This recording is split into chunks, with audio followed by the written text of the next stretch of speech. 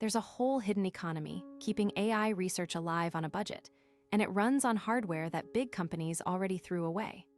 When cloud providers and crypto miners retire their GPU fleets, a lot of that silicon doesn't get destroyed.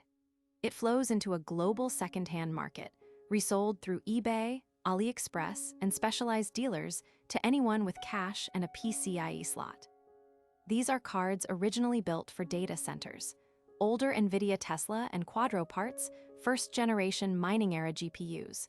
They often carry enormous VRAM for the price, and here's why. Their original owners weren't trying to maximize resale value. They just wanted to liquidate depreciated fleet assets fast.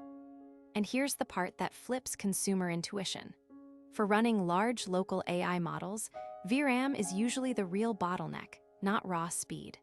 More memory means you can fit a bigger model at all, even if it's slower per token.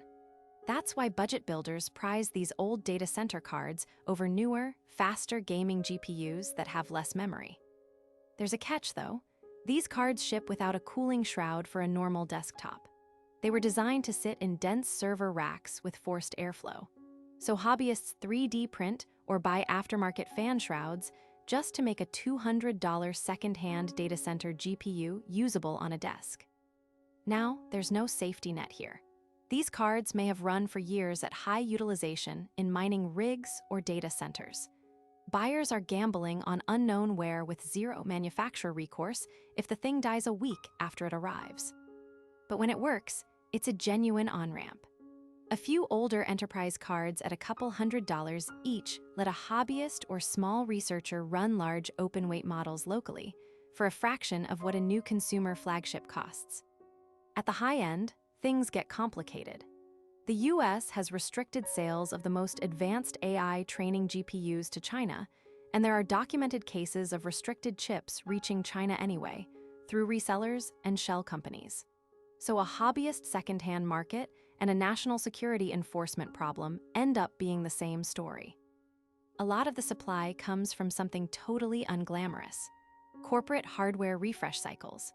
Big enterprises swap out server GPUs every few years for warranty and performance reasons, long before the hardware is actually worn out, and they dump still-capable cards onto the secondary market. Pricing swings hard with the hype cycle. A surge of interest in local AI can spike demand and prices for specific old cards almost overnight, the exact same way crypto mining booms once did for consumer GPUs. It spawned an entire subculture. Builders comparing price per gigabyte of VRAM across generations of used enterprise hardware, poring over the spec sheet of a 5-year-old data center card the way earlier hobbyists obsessed over used server RAM or hard drives. Here's my take.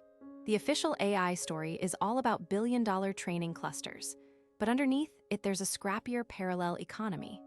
Decommissioned data center silicon finding a second life in someone's home office, letting ordinary people run models that would otherwise mean renting time from the same companies whose old hardware they just bought secondhand.